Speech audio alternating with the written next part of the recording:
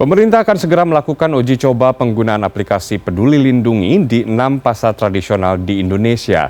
2 pasar di Jakarta akan menjadi lokasi uji coba aturan baru itu yang dijalankan untuk mengembalikan kepercayaan konsumen berbelanja di pasar tradisional di kawasan ibu kota.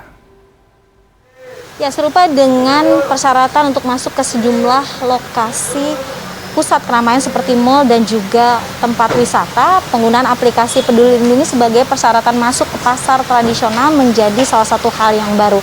Hal ini tentunya dimaksudkan untuk memberikan rasa aman bagi para pembeli yang biasanya berbelanja di pasar rakyat atau pasar tradisional. Dan ini juga sekaligus menjadi penanda bahwa penerapan protokol kesehatan dilakukan secara ketat di pasar-pasar tradisional di ibu kota. Rencana pemerintah untuk melakukan uji coba penggunaan aplikasi Peduli Lindungi di pasar tradisional dilakukan untuk memberikan rasa aman dan nyaman bagi pengunjung pasar dari paparan COVID-19.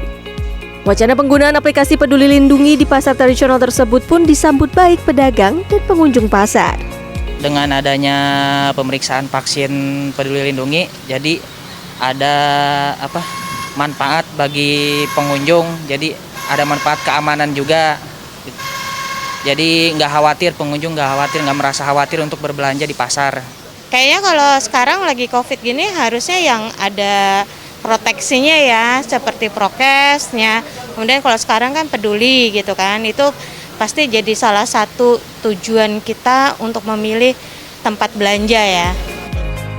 Terdapat sejumlah syarat uji coba implementasi aplikasi Peduli Lindungi di pasar tradisional yang ditetapkan oleh pemerintah. Di antaranya adalah pedagang dan pengelola pasar sudah divaksin, penerapan protokol kesehatan dilakukan dengan ketat, memiliki akses pintu masuk dan keluar yang dapat dikontrol pengelola, serta menyediakan SDM dalam penerapan aplikasi Peduli Lindungi. Gatra Faganza, Manajer Umum dan Humas Perumda Jaya menyebut, Pasar Majestic dan Pasar Blok M Square telah dipilih untuk menjadi 2 lokasi uji coba pertama penggunaan aplikasi Peduli Lindungi. Kedepannya memang harapan kami adalah semua pasar bisa menerapkan aplikasi ini begitu ya, tapi kami juga sadar kami perlu melakukan suatu percobaan terlebih dahulu gitu sebelum akhirnya secara masif akan dilaksanakan secara menyeluruh di pasar-pasar kami. Pertimbangannya adalah untuk di Majestic dan Blok M Square itu memang dari sisi bangunan itu sudah lebih modern dan controllingnya juga sudah lebih baik gitu ya.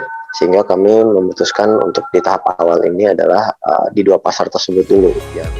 Lebih lanjut, Gatra menambahkan, vaksinasi COVID-19 pedagang dan pekerja pasar oleh PD Pasar Jaya sudah dilakukan pada 23 dari 154 pasar di bawah pengelolaan BUMD Provinsi DKI Jakarta ini. Jumlah pasti pedagang dan pekerja pasar yang telah melakukan vaksinasi ia perkirakan jumlahnya telah melebihi angka 50%. Sufiani Tanjung, Urip Handoyo, Jakarta.